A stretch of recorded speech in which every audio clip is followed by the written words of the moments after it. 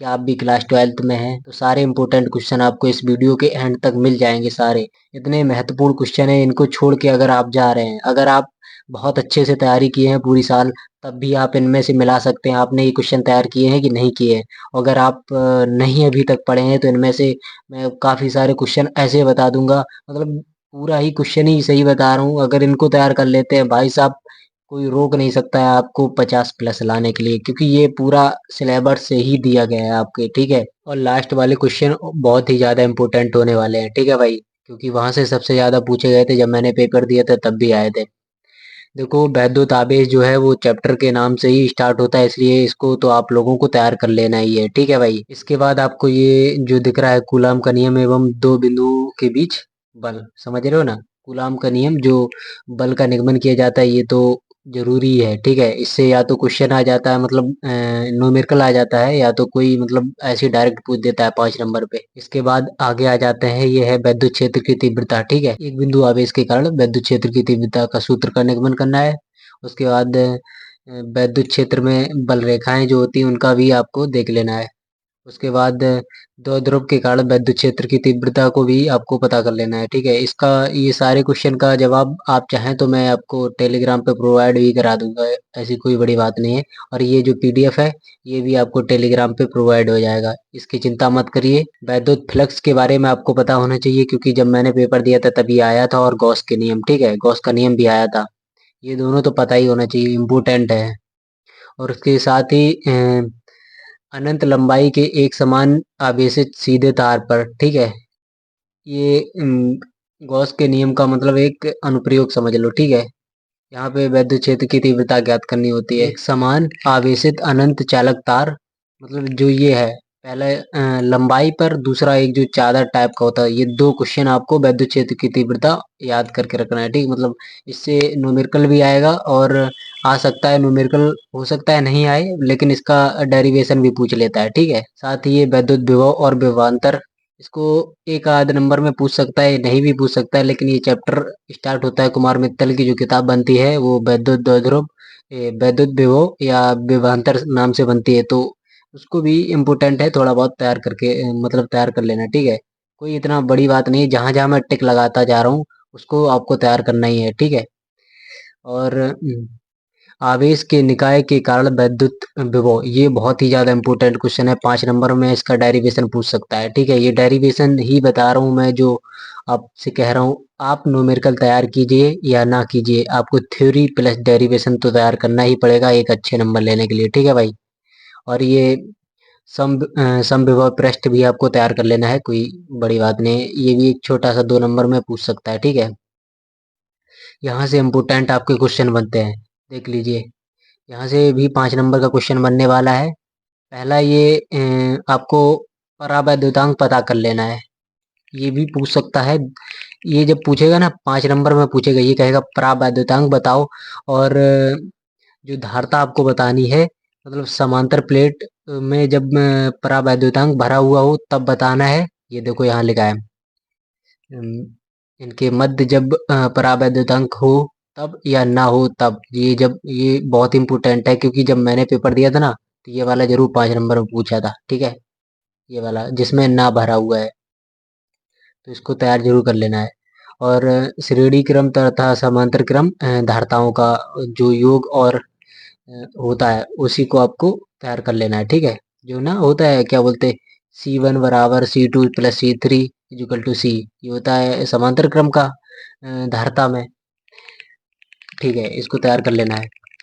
वहीं आ जाते हैं यहाँ पे इस चैप्टर पे, सेकंड चैप्टर है वैद्युत धारा, ठीक है। इससे आपको वैद्युत धारा ही नाम है तो ये आपको पता ही होना चाहिए, ठीक है। वैद्युत धारा की परिभाषा पता कर लेना है। और प्रवाह वेग, शायद प्रवाह वेग को अनुगमन वेग भी बोलते हैं, ठीक है, देख लेना है इसको एक बार। ओम का नियम आपको पता ही होना चाहिए, वैद्युत प्रतिरोध भी आपको पता होना चाहिए। ये छोटी छोटी परिभाषाएं जो है, जो एक एक दो दो नंबर में पूछ सकता है। वैद्युत ऊर्जा भी आपको पता होनी चाहिए, शक्ति भी पता, वैद्युत ऊर्जा और वैद्युत शक्ति, ठीक है। और वैद्युत प्रतिरोधकता और चालकता, ये भी पता होनी चाहिए, बहुत ही इंपॉर्टेंट है, दो दो नंबर में आता है। और ये भी आ सकता है, ये प्रतिरोध की ताप निर्भरता, मतलब प्रतिरोध किस किस पर निर्भर करता है, ठीक है। इसको तैयार कर लेना। और बहुत ही इंपॉर्टेंट क्वेश्चन ये देख लो, किरचॉफ के नियम और इसका अनुप्रयोग, ठीक है। किरचॉफ के जो दोनों नियम होते हैं उनको तुमको तैयार करके ही रखना है भाई साहब। पिछली बार 5 नंबर पे आया था जब मैं दिया था, ठीक है। 5 नंबर। और यहाँ यहाँ भी बना लो 5 नंबर, ये 5 नंबर। और ऊपर ऊपर आया था वो पिछली बार जब मैं 2 साल पहले पेपर दिया था ना, तब साला इतना आउट पेपर कर दिया था, लेकिन फिर भी मैं बहुत बढ़िया करके आया था क्योंकि मैंने सारा तैयार करके रखा था कि ब्यूटी स्टोन से तो उसका अनुप्रयोग होता है। हो सकता है कि इस बार पूछ दे 2025 में, ठीक है। तो इधर से आ जाते हैं वायो सेवर्ट का नियम, ठीक है। वायो सेवर्ट का नियम तथा धारावाही लूप में इसका अनुप्रयोग, ये भी तैयार करके रखना है। एम्पियर का नियम, अनंत लंबाई के सीधे चालक तार, मतलब अनंत लंबाई के सीधे तार में अनुप्रयोग, इसके अनुप्रयोग हैं कुछ। इनको इसको ना तैयार कर सके तो मतलब थोड़ा बहुत तो ये बनता है, मतलब इतना ज़्यादा इम्पोर्टेंट भी नहीं है लेकिन है ठीक ठाक है। और सबसे ज़्यादा जो इम्पोर्टेंट बनता है वो ये है, इसको लिख लीजिए। आई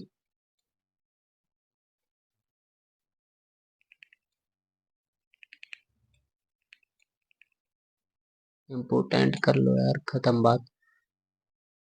और ये इधर आ जाते हैं, इसे यही चैप्टर है ऊपर वाले में। देखो पहला वाले चैप्टर जो है उसमें 8 नंबर का आ जाएगा, इधर से आ जाएगा, ठीक है। जैसे मैंने बताया था ना, ये 5 नंबर का आ गया था। और ये दूसरा है, इससे भी 5 नंबर का आ गया था जब मैं दिया था पेपर। और ये जो तीसरा है इससे शायद आया नहीं आया, देखो आगे पढ़ते हैं उसके बाद पता चल जाएगा। एक समान चुंबकीय क्षेत्र में धारावाही चालक पर बल, ठीक है। इसको भी तैयार कर लेना है। दो समांतर धारावाही चालकों के बीच बल और एम्पियर की परिभाषा, इतना तो तैयार करके रखना ही चाहिए। और ये देखो अमीटर और वोल्टमीटर, ठीक ठीक है। मतलब इसकी परिभाषा तो कम से कम आपको पता होनी चाहिए, ज़्यादा नहीं तो इसके बारे में। और एक ये देखो, ये चुंबकीय द्विध्रुव या चुंबकीय क्षण के कारण इसके अक्ष के अनुदिश तथा लंबवत चुंबकीय क्षेत्र की तीव्रता, यहाँ से चुंबकीय क्षेत्र की तीव्रता। और सीधा सीधा ये भी क्वेश्चन पूछ सकता है, चुंबकीय क्षेत्र की तीव्रता को बताओ क्या होता है, उसका फार्मूला भी पूछ सकता है, यूनिट भी पूछ सकता है, ठीक है। और बीमा भी पूछ सकता है। तो ये छोटे छोटे एक एक नंबर वाले क्वेश्चन आपको तैयार करके रखना है। इधर आ जाते हैं चुंबकीय क्षेत्र रेखाएं, चुंबकीय बल रेखाएं, चलो इनको तैयार कर लेना, ठीक है। इधर आ जाते हैं ये अनुचुंबकी, प्रतिचुंबकी और लौह चुंबकी, ठीक है, उदाहरण सहित इनको तैयार कर लेना है। मतलब ये 5 नंबर में क्वेश्चन आ सकता है। पिछली मतलब पहले भी आया है लेकिन ठीक ठाक क्वेश्चन है इसलिए मैं इसको ले लिया हूँ, ठीक है भाई। आगे आ जाते हैं वैद्युत चुंबकीय प्रेरण, वैद्युत चुंबकीय प्रेरण के फैराडे के नियम, ठीक है। फैराडे के नियम जो है ना, दोनों नियम को तैयार करके रखना है, ठीक है। जो भी हो यहाँ से। ये जो चैप्टर है दिख कितना छोटा रहा है, लेकिन इसमें इतना इतना चीजें दी गई है भाई साहब। देखो लेंज का नियम, ठीक है। और ये स्वप्रेरण और अन्योन प्रेरण जब मैंने दिया था तब आया था, ठीक है। तो इसको 5 नंबर पे बना लो। और प्रत्यावर्ती धारा, ठीक है। और ये इसको भी देख सकते हो, ईएमएफ, ठीक है। प्रेरित ईएमएफ तथा धारा, ये बल होता है और वो इधर धारा है, ठीक है। इन दोनों की परिभाषा है, छोटी छोटी है। और ये देखो, ये और ये मतलब वोल्टेज, प्रत्यावर्ती धारा, वोल्टेज की शिखर तथा वर्गमाद मूल का मान, ठीक है। प्रतिघात और प्रतिबाधा श्रेणीबद्ध, ठीक है। एलसीआर परपद अनुनाद, इसको इम्पोर्टेंट है, इसको तैयार करके रखना है। वाटहीन धारा, भाई साहब इसको भी तैयार कर लो क्योंकि ये 2025 में आने की बहुत ज़्यादा चांस है। और ये जो क्वेश्चन है ना, ये दोनों, ये ट्रांसफार्मर और जनित्र, एसी जनित्र, ये आपके प्रैक्टिकल और क्या बोलते हैं मतलब आपके सिलेबस में जो दिया गया है ना, ये प्रैक्टिकल में भी इम्पोर्टेंट है, यहाँ आ भी सकता है पेपर में, तो इसलिए इसको तैयार कर लेना है। लेकिन ज़्यादा फोकस भी मत करना, जितने भी क्वेश्चन बता रहा हूँ सारे क्वेश्चन पे ध्यान करके ही जाना है आपको। ये वाला चैप्टर 4 नंबर पे ही आता है, इसलिए आपको या तो इसको क्विट कर देना है या तो पढ़ना नहीं, ज़्यादा थोड़ा बहुत पढ़ लेना है, ठीक है। वरना यहीं आप लोग रहोगे और बैठे रहोगे। विस्थापन धारा, वैद्युत चुम्बकीय तरंगे, इतना, और वैद्युत चुम्बकीय स्पेक्ट्रम, ठीक है, इतना तैयार कर लेना है बस, ज़्यादा नहीं। इतना ही है और कुछ भी नहीं है यार उसमें। यहाँ प्रकाश का परावर्तन और प्रकाश का अपवर्तन, ठीक है, और पूर्ण आंतरिक परावर्तन, ये पूर्ण आंतरिक परावर्तन और इनके अनुप्रयोग, ठीक है भाई, इसको 5 नंबर में लिख लो, लिख लो इसको 5 नंबर में। बहुत ही ज़्यादा मतलब आने के चांस है, ठीक है। प्रकाश तंतु भी आ सकता है, ठीक है, इसको तैयार कर लेना। और इधर आ जाते हैं आवर्धन क्षमता, ठीक है। आवर्धन क्षमता तो आपको पता ही होनी चाहिए, नोमेरिकल नोमेरिकल वगैरह इन सभी जगह आ जाते हैं। एक ये हम लोगों ने दर्पण और लेंस तो देख लिए, ठीक है। दर्पण और लेंस में एक संबंध होता है ना, जो एफ, ठीक है, वी और यू, यू यू बनाओ इसको, यू मतलब तीनों, इन तीनों से मिलके दो सूत्र बनते हैं। एक में बी, 1/b में करके माइनस हो जाता है, वो होता है क्या बोलते हैं, लेंस का, और जिसमें प्लस हो जाता है वो होता है दर्पण का, ठीक है। तो उसको जो भी हो उन दोनों को तैयार कर लेना है, ठीक है। 5-5 नंबर में आ सकते हैं, इम्पोर्टेंट है बहुत ज़्यादा। इधर आ जाते हैं, इधर आप इसको थोड़ा सा ही है तो सूक्ष्मदर्शी और खोखली दूरदर्शी, इसको थोड़ा थोड़ा इसके बारे में जान लेना है, इसके बारे में जानना जरूरी है, ठीक है। अपना सिलेबस पूरा पढ़ के जाना है, पढ़ के जाने का मतलब है इनके बारे में कुछ ना कुछ पता होना चाहिए जिससे तुम लिख के आ पाओ, ठीक है। हाइगेंस का सिद्धांत, ठीक है, और ये हाइगेंस के सिद्धांत के इसको भी 5 नंबर में, 5 नंबर में कर लो। ये मेरे में आया था, ये अपवर्तन, ठीक है, अपवर्तन के नियम का सत्यापन, हाइगेंस के सिद्धांत द्वारा, समझ रहे हो, अपवर्तन का नियम सत्यापन करना। और हो सकता है कि परावर्तन या अपवर्तन में से कोई एक आ सकता है, ठीक है, बहुत ही ज्यादा इंपॉर्टेंट है, इसको तैयार करके रखना है, ठीक है। और ये व्यतिकरण, इसको भी देख सकते हैं आप, हो सकता है आ जाए। यंग, यंग का दो झिर्री उपयोग, प्रयोग, ठीक है। और फ्रिंज चौड़ाई के लिए अनुप्रयोग, इन्हें, हाँ, अनुप्रयोग या व्यंजक प्राप्त कीजिए, ठीक है। इसको तैयार कर लो, मोस्ट इम्पोर्टेंट बताया जाता है, ठीक है, बहुत ही ज़्यादा। ये पोलेराइड के उपयोग आपको तो कम से कम पता होने चाहिए। समतल ध्रुवीय प्रकाश भी आपको पता होना चाहिए, ठीक है। एक झिर्री के कारण विकिरण, इसको भी देख लेना यार, ऐसे ही देख लेना, तो जिसपे मैं टिक नहीं कर रहा हूँ उसको खाली देख लेना, ठीक है। इसको हटा देता हूँ, इनको खाली देखना है आपको, ठीक है। जो, अबे क्या है यार, इनको खाली आपको देखना है, ठीक है। जहाँ मैं ये प्रयोग कर रहा हूँ उधर आपको जरूर ही ध्यान देना है, 5-5 नंबर वालों को तो छोड़ के ही नहीं जाना है, ऊपर भी जो बताया हूँ उनको, ठीक है। ये भी 6 नंबर में ज्यादा आता है, इस यहाँ से ये और आइंस्टीन का प्रकाश समीकरण, ठीक है, इसको तैयार करना है। डी ब्रोगली संबंध और विकिरण, ठीक है।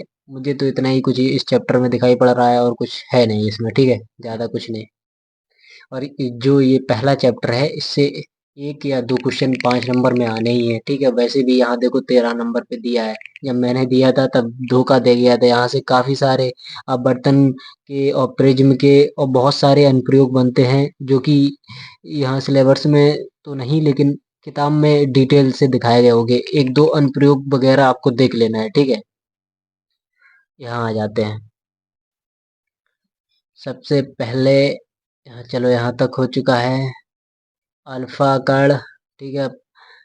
इसको देख लेना यार, लास्ट में कोई देखता नहीं लेकिन लास्ट से ही क्वेश्चन आते हैं, ये बहुत ज्यादा ही हो रहा है। संभारिक समस्थानिक, ठीक है, इनको देख लेना है। ये बोर मॉडल और अदर फोर्स मॉडल, ठीक है, इनको देख ही लेना है। और हाइड्रोजन स्पेक्ट्रम, इनको देख लेना है, ठीक है। एक बार तैयार जरूर करना है। यहाँ से पीछे भी पढ़ना है, आगे तो पढ़ना ही, क्योंकि सभी लोग आगे पढ़ते रहते हैं और पीछे निकल के चले जाते हैं। मोस्ट इम्पोर्टेंट चैप्टर, ये बात यहाँ 5+5 कर लीजिए चाहे तो, ठीक है भाई साहब, क्योंकि अर्धचालक डायोड और जो ना होता है ना, जब इधर आइए पहले, अर्धचालक पहले जानिए आप क्या होता है। और पी टाइप अर्धचालक, ठीक है, पी टाइप और एन टाइप, ठीक है। अरे यार सही नहीं लिख रहा है। पी टाइप एन टाइप अर्धचालक के बारे में आपको जान लेना है, ठीक है। ये तो छोटी छोटी डेफिनेशन है, चालकता क्या होती है, कुचालक क्या होता है, ये सब चीजें तो देख ही लेना है। अब 12th क्लास में हो, ये भी थोड़ी समझानी पड़े। और अर्धचालक से मैं यहाँ पे कुछ भी कर दिया हूँ, इसको हटाओ यार, सीधा याद रखो पी टाइप एन टाइप, ठीक है, पी और एन अर्धचालक के टाइप, ठीक, इनको याद रखना है। और महत्वपूर्ण जो यहाँ से टॉपिक बनता है वो बनता है डायोड का। अग्र, ये है, ये दिया है, अग्रदिशक और पश्च, मतलब जिसमें ना पहला एक डायोड, जब एक डायोड लगाते हैं तब किस तरीके से, मतलब यहाँ पे दिष्ट धारा का जो होता है समझ रहे हो, और जब दो डायोड लगा देते हैं तब कैसे होता है, ठीक है। पूरा ये टॉपिक जो है बहुत ही मोस्ट इम्पोर्टेंट टॉपिक है, ठीक है। यहाँ से 5-5 10 नंबर तुम समझ लो, 5-5 10 नंबर है तो ये 8 नंबर का ही, ये 5-5 मतलब मैं ये कह रहा हूँ यहाँ से 2 क्वेश्चन होते हैं जिनमें से एक क्वेश्चन तो आ ही जाता है, ठीक है, समझ रहे हो ना। ये ये चैप्टर, ठीक है। और ये बहुत ही इम्पोर्टेंट, क्योंकि इसमें पूरा खजाना तो यहीं भरा पड़ा है। यहाँ से यहाँ से मान लो 2 क्वेश्चन यहाँ से आ गए और एक क्वेश्चन यहाँ से आ गया, ठीक है। तब भी 15 नंबर का तो सीधे डायरेक्ट जो ये मैं बताया हूँ ना, में से आएगा, ठीक है। और ये जो छोटे छोटे ये टॉपिक बताया हूँ इनमें से एक एक दो दो 3-3 नंबर पे करके आ सकता है। और यहाँ पे कौन सा चैप्टर सबसे ज्यादा इम्पोर्टेंट है, एक ये चैप्टर ले लो, ठीक है। और क्योंकि यहाँ से मेरे में 5 नंबर का आया था, मैं इसलिए बोल रहा हूँ। और ये यहाँ से 5 नंबर, यहाँ से भी 5 नंबर आ जाते हैं, यहाँ से तो आना ही होता है भाई साहब, धारता वाले से तो कुछ कह ही नहीं सकते। समांतर प्लेट तथा श्रेणी क्रम इनको याद करके ही रखना है। और जब, या तो ये क्वेश्चन जरूर पूछता है कि जब परावैद्युतांक जो है वो भरा हुआ हो या ना भरा हुआ हो, तब मतलब ये 2 कंडीशन होती हैं तो 2 निगमन होते हैं, ये जरूर याद करके रखना है, ठीक है। मैं लगभग जो बताया हूँ थ्योरी की जगह निगमन और प्लस थ्योरी बताया हूँ, ठीक है। इनको तैयार करके रखना है। और अगर आप चाहते हैं कि और भी किसी टॉपिक का मैं वीडियो बना दूं, या ऐसे ही आपको वीडियो अच्छा लगा हो तो आप लाइक कर सकते हैं। बाकी आप पेपर मिलाना, देखते हैं यहाँ से मिलता है कि नहीं मिलता है, क्योंकि ये आपका सिलेबस ही है, ठीक है भाई। तो तैयार जरूर करना है। ये जितना भी मैं कलर से लगा के रखा हूँ ये सारा टेलीग्राम पे, मतलब पीडीएफ जो है टेलीग्राम पे मिल जाएगा। ये यहाँ से जितना भी कलर वाला परिभाषा है वो आपको, और डेरिवेशन है, उनको तैयार करके रखना है। बाकी आप एक्स्ट्रा कुछ करना चाहे वो भी कर सकते हैं, ये नहीं है कि छोड़ देना है, आपके पास टाइम हो तो आप कर सकते हैं। और ये सभी लोगों के लिए बहुत ज़्यादा इम्पोर्टेंट चैप्टर है, ठीक है। जिसने पढ़ा भी हो ना भी पढ़ा हो, सभी लोगों के लिए बहुत ज़्यादा इम्पोर्टेंट है। चलिए मिलते हैं किसी और वीडियो में, तब तक के लिए थैंक्स फॉर वॉच, धन्यवाद, राम राम।